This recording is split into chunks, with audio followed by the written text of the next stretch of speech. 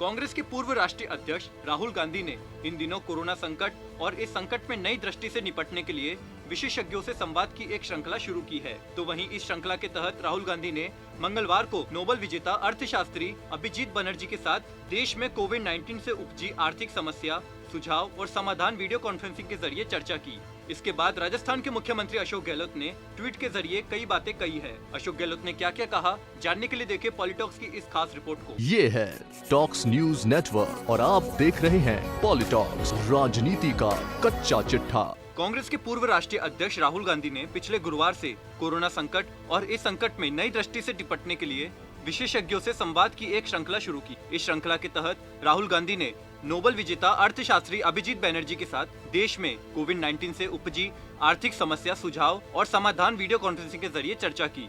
इससे पहले गुरुवार को राहुल गांधी ने आरबीआई के पूर्व गवर्नर रघुराम राजन से देश के हालातों पर बातचीत की थी। बनर्जी से बातचीत को लेकर राजस्थान के मुख्यमंत्री अशोक गहलोत ने कहा, राहुल जी की बातचीत नोबेल पुरस्कार विजेता डॉक्टर अभिजीत बनर्जी के साथ कोविड-19 और इसका आर्थिक समाधान खोजने के लिए चुनौतियों पर चर्चा करना एक सार्थक तरीका है। देश के विशेषज्ञों से बातचीत करना मौजूदा संकट से बाहर निकलने के लिए उपाय करना है। मुख्यमंत्री अशोक गहलोत ने राहुल गांधी और अभिजीत बनर्जी के साथ बातचीत पर कई ट्वीट किए। इस दौरान सीएम गहलोत ने कहा कि अभिजीत का मौजूदा स्थिति पर विश्लेषण भारत की जमीनी हकीकत के करीब है। लोगों को नकदी देने के लिए हमें वास्तव में कुछ मशीनरी की जरूरत है। प्रवासियों की उस तक पहुंच नहीं हो सकती है। इसके बजाय राज्य सरकार को धन उपलब्ध कराया जाना चाहिए ताकि वे नई रणनीतियों को आजमा सके। सीएम गहलोत ने आगे कहा कि समय की जरूरत एक प्रोत्साहन पैकेज है।